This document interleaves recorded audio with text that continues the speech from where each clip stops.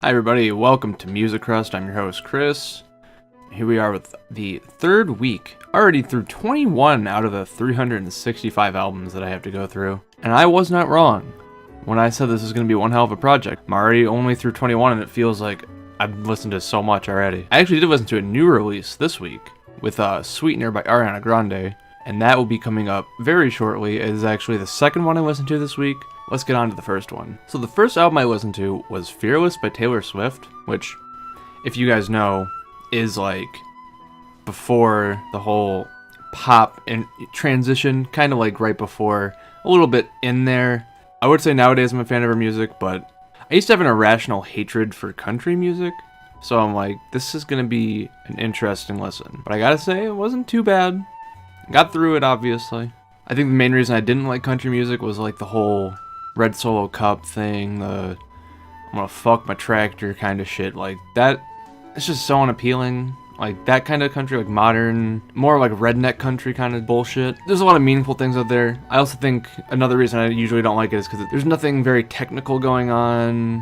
Very simple guitar chords, basic singing, that country inflection, the I don't know how to explain it, but they have that like, or how to do it per se, but they have that voice, you know. It's kind of annoying, but like, it's whatever. It's not too bad in this album. There's a couple times where it's very noticeable, but I actually kind of respect the whole pop country idea here, because it's less of the same basic guitar and nothing else, just acoustic guitar. And I think that adds a lot to the sound. I think that's probably one of the main reasons this kind of style worked for Taylor. So like back then, obviously, there's a lot of tracks about boy problems and all that. I came in expecting that. Like I just did. It's a pop album. There's not going to be that much depth. It at least felt like every track had somewhat of a storyline to tell or something going on. Obviously nothing deep. Like I said, nothing super deep, but it's there. It's there to add something like some flavor between every track. Even the ones that are like really gushy and over the top, they always sound nice. I can't really complain too much there. I never thought I'd be saying I'd be a fan of this album. Like I'm a fan of her now, and I used to hate Love Story. I used to meme the shit out of that song. I was one of those people. Frankly, it was solid. I wouldn't say it was that bad. Going back from like a decade. Overall, the album is definitely around the middle good area. I wouldn't give it any higher than that. There was some solid stuff here. A lot of it got a little repetitive, I will admit, but I could look past it enough to keep going and still get something out of the album. Definitely good. The hit is Love Story, and the shit is 15. I mean, what do I say about Love Story? It was the anthem of the 2000s, basically. Of the late 2000s, at least. Then 15, I guess it would have been inspirational if I was 15. I just didn't get much out of the track. That's all I have to really say about it. Here's the big one. I actually pushed this album up on the queue. It was originally around day 80. I meant to put it closer to the release date, but I added a bunch of albums and it just kept getting lower on the list. And I'm like, oh shit, this came out this week. Or this came out last week.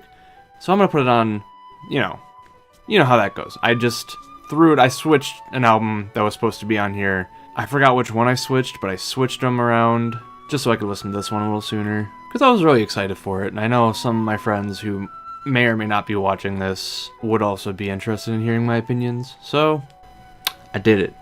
I will say this is certainly different from my expectations. I guess I've only ever heard the singles by Ariana, which all of her singles are great. The album itself didn't quite hold up to my expectations. Not saying it's bad, there are a lot of good tracks on here. Obviously, No Tears Left to Cry and God is a Woman being two of the tracks on here, and they're both pretty good.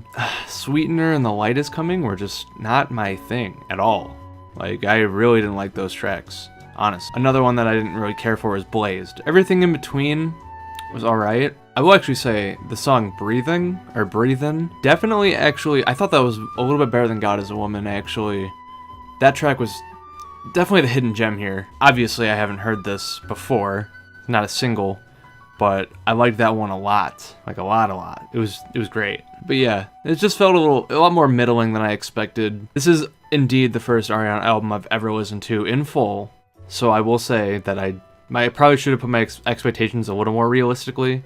I will say the mixing just kind of felt all over the place. There's a couple tracks where the features are just perfect with Ariana. There's even the track with Nicki Minaj, even though the sampling was weird, I actually didn't hate Nicki's voice in it. I hated the sampling more. It was just weird. It was like a CNN reporter. Like, I didn't care for that. Like the Nicki part was like basically non-existent. It was just like the intro, if I recall correctly, and that's not too bad. But that sampling just got so grating. Like it shouldn't have been there. It just frankly should not have been. I guess it was some kind of political statement, but it just detracted from the track itself. Like, I like the tracks that play off Ariana's voice instead of just being a fancy beat to be a fancy beat, which obviously we got the fancy beats here. But I like the tracks that just sound good all around and complement Ariana instead of just being there, which a lot of tracks just feel like they're there. I'm just gonna say that it got around a high-ish good, nothing too high, but can't complain. My expectations were too high, I think. The hit being No Tears Left to Cry, and the shit be The Light Is Coming. I don't have anything to add to that I've already said before, or that I haven't already said before, so I'm just gonna leave those there. And we're gonna go on to the next album. Take It to the Floor by Cash Cash, their first album, and after about 8 years, it took them to release their second one. This one is in 2008, their newest one is in 2016, which I believe I also have on this list. It's just jam-packed with these dance pop tunes, it's electronic, not quite EDM, I would describe it as. It's just high intensity, very full of energy. The mixing's very clean, the vocal lead works well with it all. There's some slight funk and pop punk elements throughout. There's a couple times where I actually referenced the fact that the lead singer kind of sounds like Alex Gaskar at times from All Time Low, and that's like one of my favorite bands ever. So that was nice. I mean, that was cool. I'm okay with that. Frankly, I would call this one very good. Wrap it up right there. Not quite great. Had a lot of good bangers on it, but the hit being Sugar Rush and the shit being Dynamite. Sugar Rush in particular, I believe, was a single off of this album. It's probably the one that sounds the most like All Time Low, funnily enough. With just more electronic sounds to it. Somewhat like a newer song, but with the same level of intensity as the older songs, which is awesome. It just, frankly, it was great. And I loved every part of it. It was just fantastic. It's one of my favorite tracks on the album easily. Dynamite, on the other hand, I didn't have much to say about, so it's kind of like middle ground. Not quite neutral, but it was okay. It was okay, that's it. That's all I gotta say. We got a big one here. OK Computer by Radiohead. I know, one of my best friends, Radiohead's his favorite band, so I can't fuck this up, I think. I don't know if this is his favorite album. I hear this is the most critically acclaimed one, so I will at least get this out of the way right now. Give it a thumbs up, that's for sure. When I listened to this album, I had nothing to refer to except for Creep, obviously, because everybody ever has heard Creep. Oh, and as of listening to this album, I have also listened to Karma Police before, but I just straight up didn't know that. Because, like, I didn't know the name of the track, and I didn't know who it was by, but now I do, so that's cool. That's always a nice moment, just figuring that kind of thing out, like, organically in a way. I guess I'm kind of forcing myself to listen to all these albums, but I digress. The album really shows how confident the band is. It shows off their talent very well, between the drums and the guitar, and the vocal lead. The guitar solos are fantastic, and the album never feels stale. And for a 53-minute long album, that's an accomplishment. There's a lot of variance in sound, and sometimes it's not even just from track to track, but in the tracks themselves. A good example of that is Paranoid Android, a 6-minute long track full of just a lot of different sounds. Like, just, they tried a lot of things here. It was just quite the experience to listen through and through. It was great. I would easily give it a high-ish good on a first listen, but I honestly think this would be the kind of album that would grow on me and just be better with every listen. So I'm probably going to be listening to it a lot. Out of all of the albums I reviewed this last week, this is definitely the one that I'm going to listen to a lot, I feel. I'm start diving deeper into it. The hit is Paranoid Android, and I don't have a shit for this one. To explain, I actually have decided that I will only be giving hits to albums that have something that's above a good, and I'm only going to give shits to albums with a track that's under high okay. I have all the individual listings put on the description in my document. I will start sharing these documents from every video. I meant to do it last week, but I forgot. I'll definitely put the week 3 notes in the description this time, so if you guys want to check that out, see all my individual opinions, you can. I didn't have something to say about every song, because that gets hectic, but anytime I do have something to note about a song, I will just write it down next to it. So I have all these individual ideas that go through my head between every album. I honestly thought nothing on OK Computer was below a good, so I'm not giving it a shit. On to our, I believe this is our 5th album of the week, Is This It by The Strokes. And this is yet another relatively popular band that I just know nothing about. This time, I don't even think I know a single, I guess, this for lack of better words. So bear with me here. We will be listening to the first album instead of necessarily the critically acclaimed one, which I actually don't know for The Strokes, honestly. This might be the one. I have no idea. I will say that this album has a lot of good things going on. It has an indie sort of feel. The lo-fi vocals, instrumentals are all there. I guess I would best describe it as it feels authentic. It feels like this was all recorded in one go. Obviously it wasn't. I can tell it was clearly produced, but it feels genuine. I guess that's the best way I can say that. And I like that. I like that how it feels. Another point is that it just feels like there's a lot of raw energy. It kind of goes off the same idea of it feeling authentic. Through guitar and vocals alike, drums, everything here, it just feels like they're putting it all out there. Like they're giving everything out on the table up front.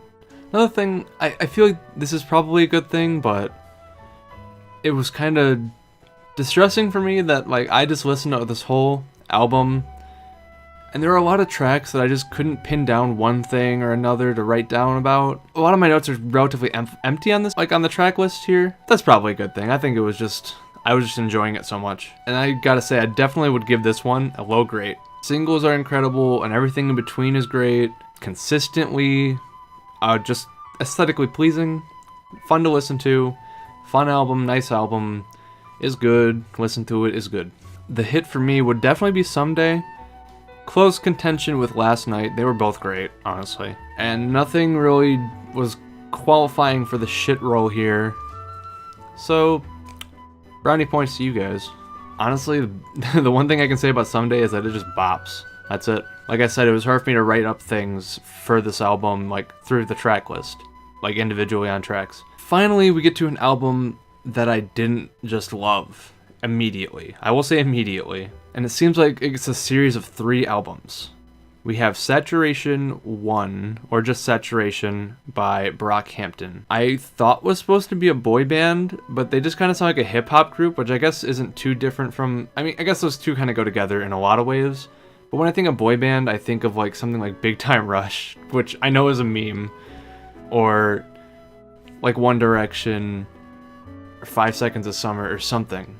Not Brockhampton. Brockhampton just feels like a straight hip-hop group with the same level of vulgarity and intense rapping. Like, there's a lot of stuff here that I didn't really care for. I will say that. And I will say most of the stuff I didn't care for was in the beginning of the album. I feel like the later on it went, the better it got, for sure. And I guess technically it's an all-male group, so we can still call it a boy band. This album was definitely interesting. Like I said, it just felt like it was getting better as it went. They try a lot when it comes to vocal edits, for better or for worse. Usually worse. One of my least favorite tracks is literally just because they put the pitch up on the song, like the vocals, and I don't know why. It just didn't sound good at all. Like, it was bad. And like there's like a weird staccato effect in another track. I don't know, the stuff that doesn't work sticks out like a sore thumb. And the stuff that does work, I don't really notice it that much just because it just sounds good. Like, I have nothing much to say about the stuff that does work well, because I don't notice it as much. My best description of what started from Brockhampton from this album, like the beginning of it, just cocky, arrogant, kind of annoying. And I get that. I totally get that. It's the same idea of hip-hop with the clout and trying to sound like you got a bigger dick than everybody. And I know that's I know that's appealing to a lot of people, but that's never been my kind of style. And a lot of the tracks that are more vulnerable and talk more about real subject matter, or at the very least don't throw the N-word around every 3 seconds, which I gotta say, Brockhampton, these guys, they love to throw that word around. Like, more than any hip-hop artist I've heard in a long time. They have complete rights to do that. Whatever, I don't care. It's just kind of excessive, and it kind of detracted from the overall feel and the mood of the album to me. The best tracks are honestly, around the end, there's Swim and Milk. Those are both great tracks. Face is amazing. One of the tracks I like the most was Waste, and that was just kind of, there was no rap at all. It felt like an actual boy band song. It was like the end of the album. It was only 2 minutes and 30 seconds, so it was short and sweet. Honestly, I don't know why, but it just felt like everything started to get more real the later we got into the track listing. Like, the later and later we went down the tracks, the more it started really picking up for me. So I gotta say, with lows like Fake and Gold, to fantastic tracks like Milk and Face, it was hard to read this one at face value. No pun intended, I swear to God. I gotta say, this is definitely a high okay overall. I don't think the good makes up for all the bad here. This wasn't really my thing. We'll see if that changes with Saturation 2 and 3, because I'm still gonna commit to those and hopefully have a better opinion on them later. The hit is Face. Like I said earlier, the later in the album it went, the more real it felt, and I really liked that, and Face was definitely like the highest point. Like, it went from, like, we got Swim. Swim is like here. Then we get Milk, and Milk's up there, and then Face just goes up. It just goes up. Like, you can't even see that. It was good. The shit is Fake. I already explained why. This is the track with the high-pitched vocals just consistently throughout. There's also a part where the high-pitched voice is talking back to somebody who keeps saying, don't say that, and like that just didn't sound good.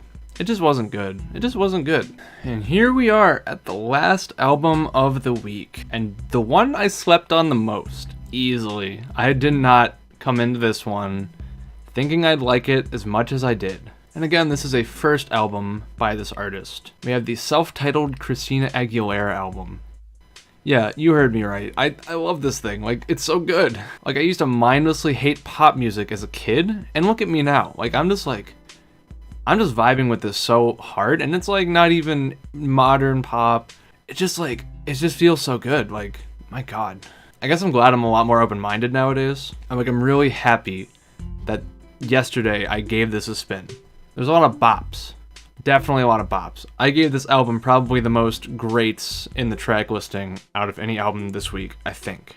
Christina just definitely has those vocal chops to really kill it, you know? And it's impressive. Like, everything here is just pure, unadulterated, late 90s bangers. And it's just fantastic. I don't know, man. I don't know what to say. I gotta give this bad boy a great, easily. And I didn't think I'd be saying that about this album. I thought I'd be saying that about OK Computer. But to be fair, pop music's a little more, like, open entry level, lower. It has a lower barrier of entry for the most part. You can listen to it once and just love it, whereas something more complicated might take a few listens before it really grows on you. So just remember, these are at face value. There's one album that I think is great now, but there's another album that I'll probably think is better the more I listen to it. I feel that's how it's gonna work. Anyways, to wrap this up, the hit is I Turn to You, and the shit, God no shit, is great, is good. I Turn to You is a slow song, actually. The high notes here are just like, they just blew me out of the water the first time I heard it. Honestly, like, this is coming right off of Genie and Bottle 2, the hit single from 20 years ago. Although that was definitely, I think, the second place right there. So the two best tracks on the album just are back to back. Sorry, actually, I messed it up. What a Girl Wants was number 2. This was number 3. So we had 3 back-to-back bangers. It was just great. That was the good first 3 track listing, you know. Definitely kept me invested for the rest of it. So yeah, I didn't expect to end the week off like that. So last week and the week before, overall we had 10 hours and 44 minutes. This week is contributing 5 hours and 24. Now we got 16 hours and 8 minutes worth of music that we've listened to. That's already insane. Like, I have probably 300 more to go. Longest album on our list was actually tied again. OK Computer and Fearless, both being a 53-minute long album endeavor between both. I won't say endeavor, they were both pretty damn good. And we just went over my favorite album, which I'm still kind of in awe over. Self-titled Christina Aguilera album. Go listen to it. It's good. Least favorite for this week is Saturation. Again, I hope Saturation 2 and 3 they really pick it up. From what I see, I think both of these albums, or all 3 of these albums, are recorded and written relatively close in between. That's probably why the quality is a little lower. I feel like a more standard Brockhampton album might be of higher quality because it has more time. But I'm not going to say that I know that definitely or not, because I've only heard one, and that was Saturation 1. which wasn't the best first impression, honestly. If you could leave a like, that'd be fan-fucking-tastic, everybody. Thank you so much for your time. I'm Crust, hosted under MusiCrust.